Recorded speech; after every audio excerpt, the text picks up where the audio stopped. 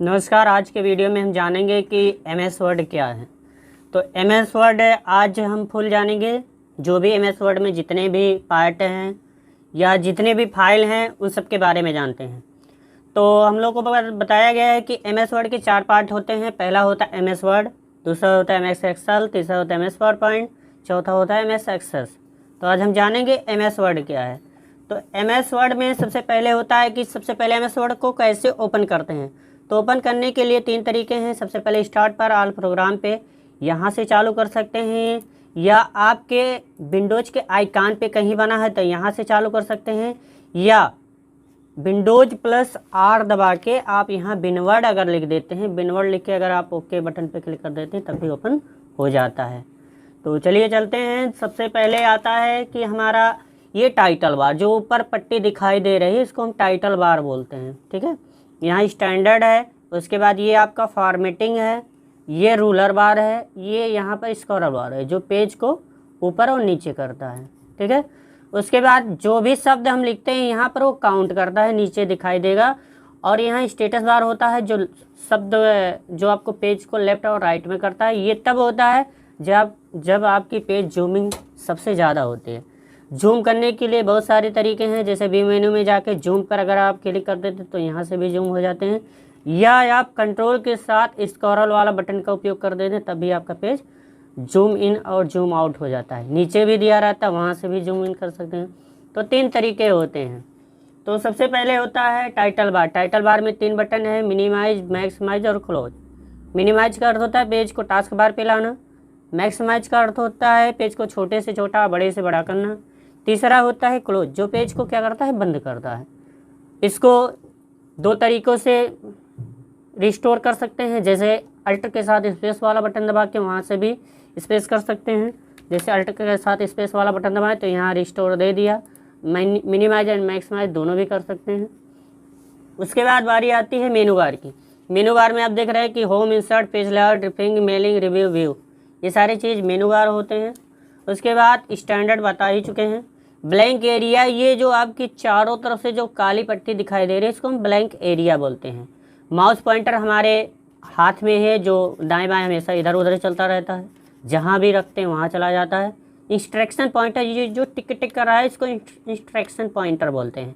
ये क्या करता है, ये जहाँ पर रहता है वहीं से लिखना हमारा प्रारंभ करता है, चाहे वो लेफ्ट में हो, चाहे राइट में हो, चाहे सेंटर में हो, चाहे वो टॉप में हो, चाहे बॉटम में हो। ये चीज़ होती है ब्लैंक एरिया। उसके बाद आता है रूलर बार। रूलर बार में पेज की सेटिंग करते हैं, जो अप डाउन भी कर सकते हैं और लेफ्ट राइट भी कर सकते हैं। उसके बाद इंस्ट्रक्शन पॉइंटर बता ही चुके हैं। टूल बार कह रहा है, टूल बार तो अधिक होते हैं लेकिन स्क्रीन पर सिर्फ 2 दिखाई देते हैं, एक स्टैंडर्ड, एक फॉर्मेटिंग। स्टैंडर्ड ये जो ऊपर की पट्टी होती है, और फॉर्मेटिंग ये जो सारी चीज़ें होती हैं, इनको फॉर्मेटिंग बार कहते हैं। उसके बाद आ जाता है क्विक मेनू। जब हम माउस का राइट बटन क्लिक करते हैं तो एक मेनू आ जाता है, पुनः क्लिक करने पर क्या होता है, ये गायब हो जाता है। इसको हम क्विक मेनू कहते हैं। स्क्रॉल बार जो पेज को अप और डाउन करता है। उसके बाद दे रहा है ओपनिंग ऑफ ये डॉक्यूमेंट। फाइल को हम ओपन करते हैं, कैसे करते हैं, Ctrl+O दबा के करते हैं, या आप यहाँ से डायरेक्ट ओपन कर सकते हैं। यहाँ से सेव कर सकते हैं, सेव एज कर सकते हैं, प्रिंट कर सकते हैं, और यहाँ से प्रिंट प्रीव्यू भी दे सकते हैं। समस्या इस बात की है, जैसे कभी कभी ऐसा होता है कि जो हम प्रिंट आउट करते हैं, जैसे मान लीजिए कि हम यहाँ पेज लेआउट पे गए, पेज को कलर किए हैं, अगर मान लो हम यहाँ से कोई कलर कर लेते हैं, तब जब हम इसका प्रिंट प्रीव्यू देखते हैं तो देखते हैं कि वहाँ पर ये हमारा गायब हो जाता है। ठीक है, तो इसे हम कैसे लाते हैं, तो इसके लिए सबसे पहले आप प्रिंट पे जाते हैं। अगर आप प्रिंट पर क्लिक कर देते हैं तो यहाँ पर आपको ऑप्शन मिलता है। ऑप्शन में जाके आप यहाँ से सेटिंग कर सकते हैं कि वो जो हम बाहर लिए हैं डेस्कटॉप पे, या जो वहाँ दिखा रहे हैं वॉलपेपर को सेट कर रहे हैं, वो वहाँ से हम सेटिंग कर सकते हैं। वो कैसे करेंगे, यहाँ से आप उसकी सेटिंग तमाम प्रकार के हैं, उस पर क्लिक कर देंगे तो यहाँ देखिए लिखा है print background colour and image. अगर इस पर आप क्लिक कर देते हैं तो जो भी पीछे हम जो भी लिए हैं यहाँ पर वो डायरेक्ट प्रिंट हो जाता है डेस्कटॉप पे। जो डेस्कटॉप पे आप बैकग्राउंड लिए हैं वो बैकग्राउंड हमारा डायरेक्ट वहाँ पे शो कर जाएगा। ठीक है, तो ये सारी चीज़ें हो गई। उसके बाद होता है सेव करने के लिए। तो सेव करने के लिए पता है Ctrl+S मार देते हैं, Ctrl+N से न्यू कर देते हैं। उसके बाद है एग्जिटिंग। फाइल से बाहर आना है तो आप यहाँ से डायरेक्ट क्लोज कर देते हैं या एग्जिट वर्ड पे क्लिक कर देते हैं, तब भी बाहर हो सकते हैं, या ALT+F4 मार के तब भी आप पेज से बाहर हो सकते हैं। बहुत सारी चीज़ें होती हैं। उसके बाद आता है हैंडलिंग टेस्ट, जो पेज को ऊपर और नीचे करता है। जैसे मान लो हम कुछ लिख दिए,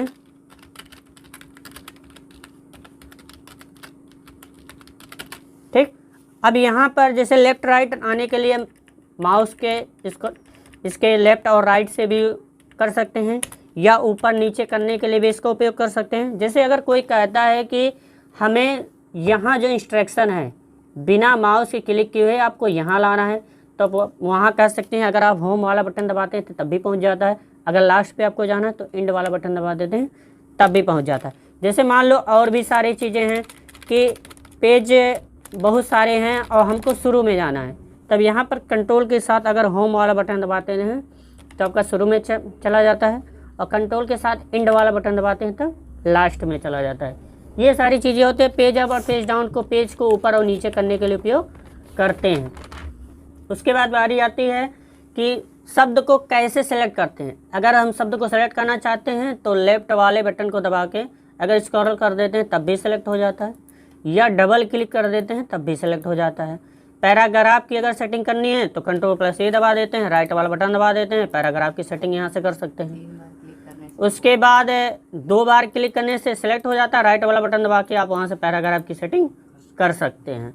उसके बाद होता है इमेज। इमेज पर क्लिक करने से क्या होता है, इमेज पर क्लिक करने से इमेज को छोटा बड़ा कर सकते हैं या इमेज को सिलेक्ट कर सकते हैं। इमेज लाने के 2 तरीके हैं, पिक्चर से आप ला सकते हैं या क्लिप आर्ट द्वारा।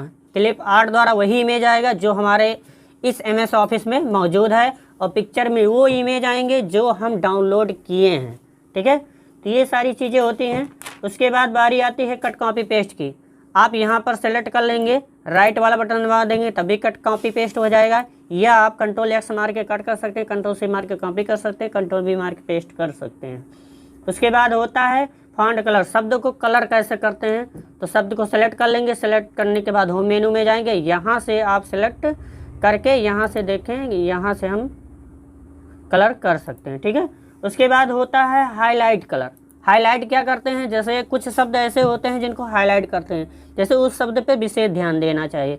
जैसे कंप्यूटर जो है उसे हमें हाईलाइट करना है तो कंप्यूटर को हम सेलेक्ट कर लेंगे, हाईलाइट वाले बटन पे क्लिक कर लेंगे तो क्या हो जाएगा, हमारा शब्द हाईलाइट हो जाएगा। उसके बाद होता है पैराग्राफ की सेटिंग। लेफ़्ट राइट करना है तो इसको हम सेलेक्ट कर लेंगे, यहाँ से लेफ़्ट सेंटर राइट जस्टिफाई कर लेंगे तो भी हो जाएगा, या आप कंट्रोल के साथ Ctrl+E से सेंटर कर सकते हैं, Ctrl+R से राइट में कर सकते हैं, Ctrl+J कर देंगे तो पुनः उसी स्थान पे आ जाएगा जैसा था, मतलब Ctrl+L, ठीक है। तो इस तरीके से उसकी सेटिंग कर सकते हैं।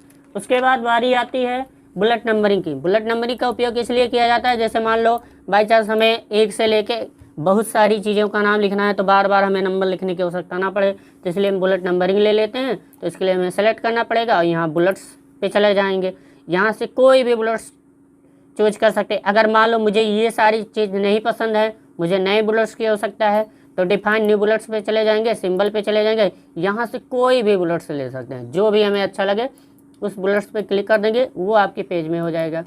या पिक्चर भी ला सकते हैं, जो भी हमें पिक्चर पसंद है उस पिक्चर पे क्लिक कर देंगे तो वो पिक्चर हमारे में उपलब्ध हो जाएगा। तो ये सारी चीज़ें होती हैं।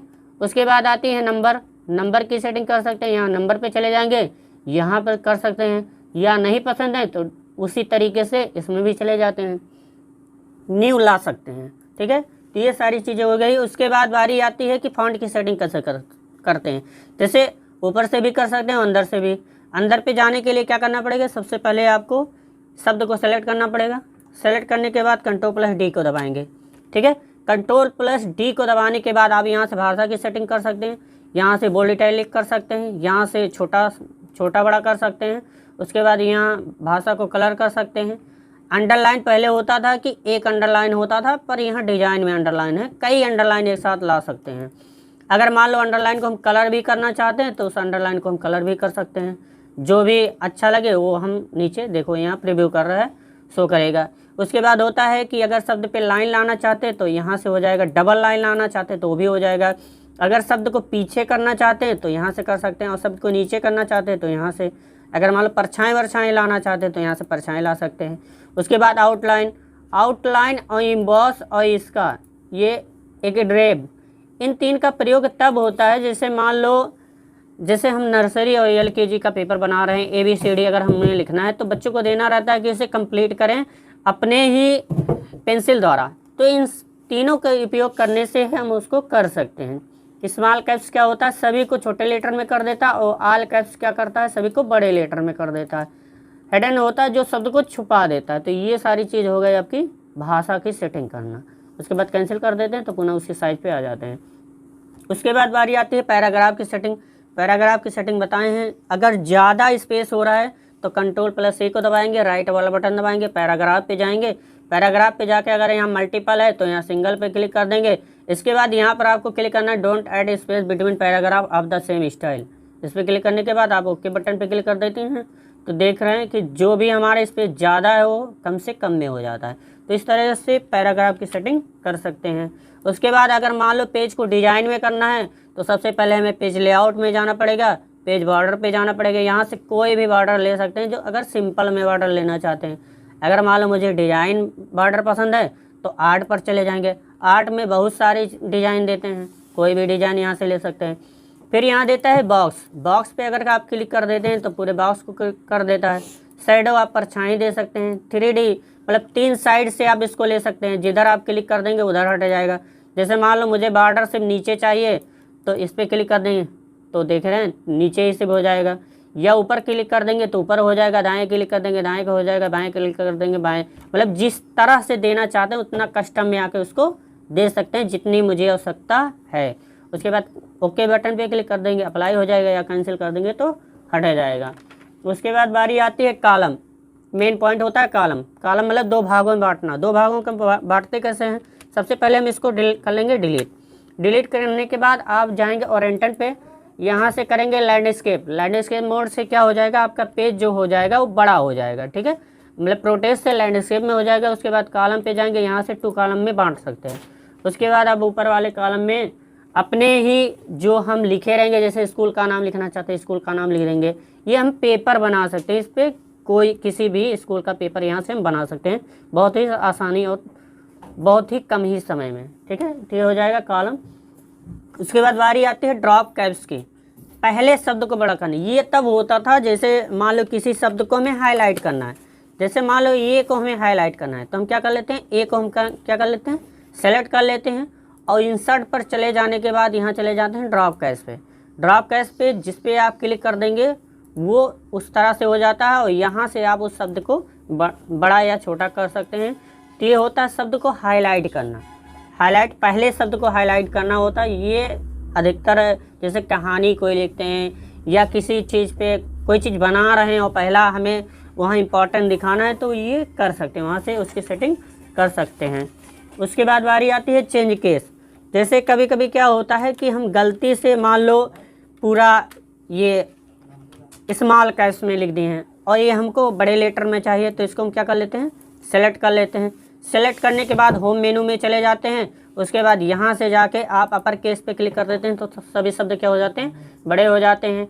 या छोटा करना चाहते हैं तो पुनः उसी पे जाके आप चेंज केस पे जाके यहाँ लोअर केस पे क्लिक कर देते हैं तो छोटा हो जाता है।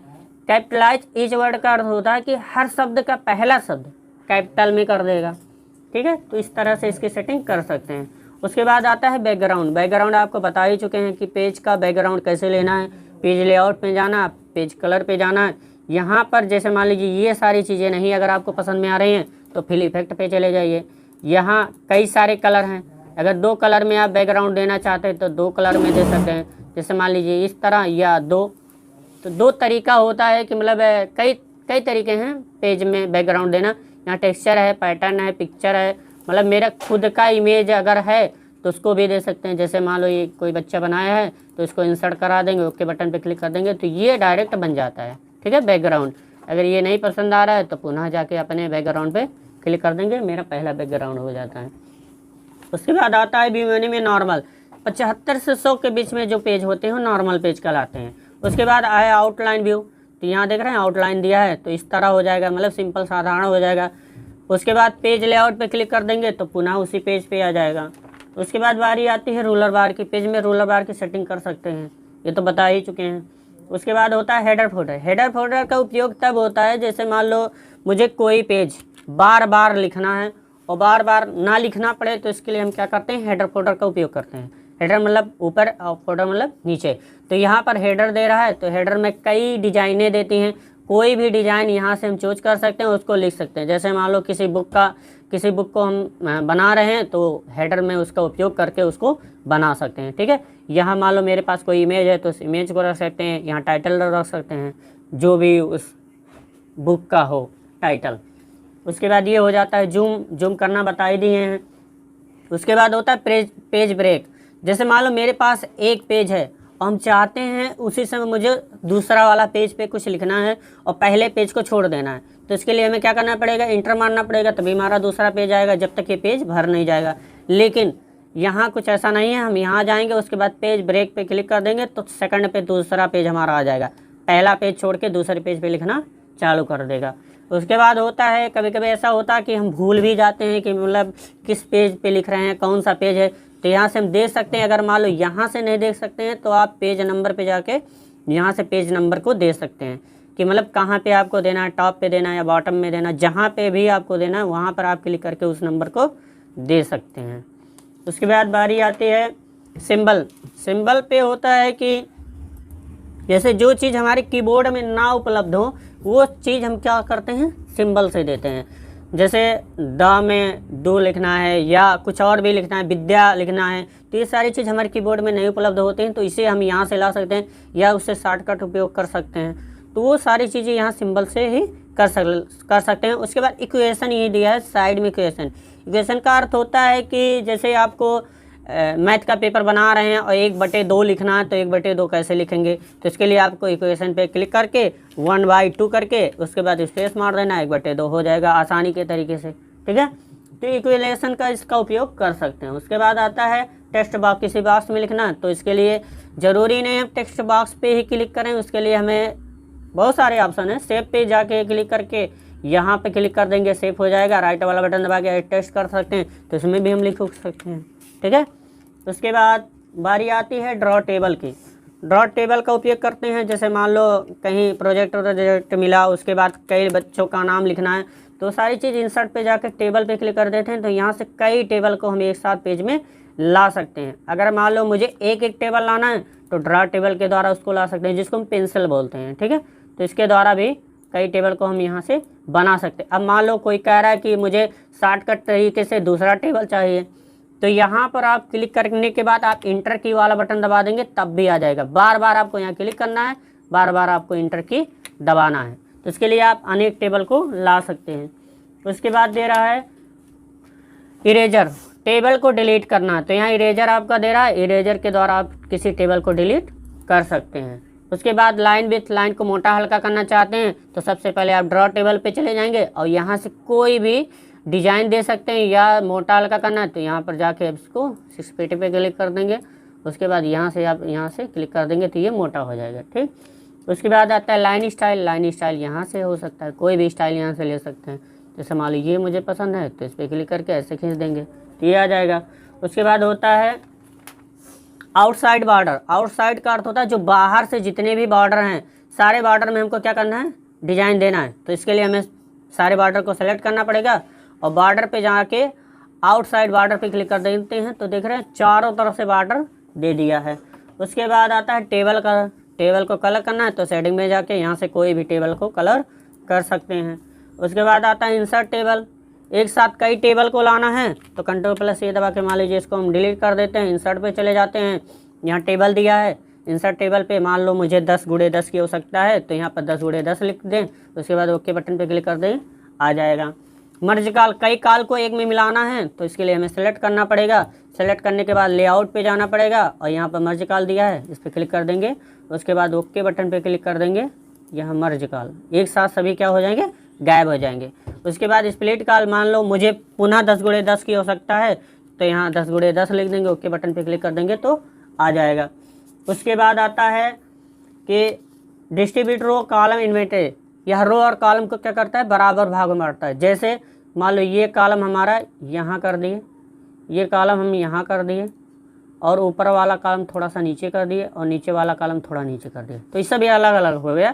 तो यहाँ पे जाएंगे तो यहाँ देखो डिस्ट्रीब्यूट रो दे रहा है, रो को बराबर किया, कॉलम पे क्लिक कर देंगे तो कॉलम को बराबर कर देगा।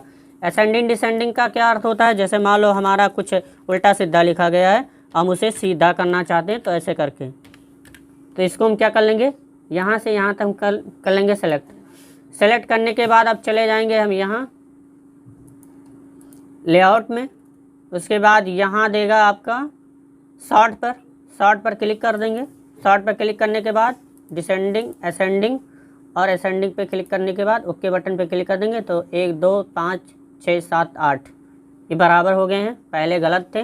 अब मान लो पुनः गलत करना है तो डिसेंडिंग और डिसेंडिंग ओके, फिर 8 7 6 5 4 3 2 1 ऐसे हो जाएगा कुछ इस तरह।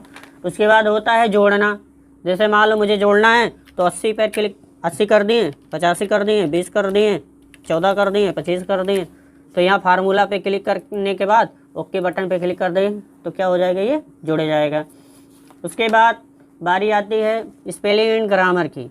जैसे मान लो हम कुछ शब्द ऐसे लिखते हैं जिनका मीनिंग निकले, ठीक है, जैसे मान लो THIIS गलत लिख दिए, अगर मान लो इसको सही करना है तो राइट वाला बटन दबा के यहाँ से सही कर सकते हैं, या आप स्पेलिंग में जाके उसको सेटिंग कर सकते हैं। अगर दिस पे क्लिक करके इग्नोर पर क्लिक कर दिए तो भी चेंज हो जाएगा, चेंज पे क्लिक कर देंगे तभी चेंज हो जाएगा, या ऑटो करेक्ट पे क्लिक कर देंगे तभी चेंज हो जाएगा।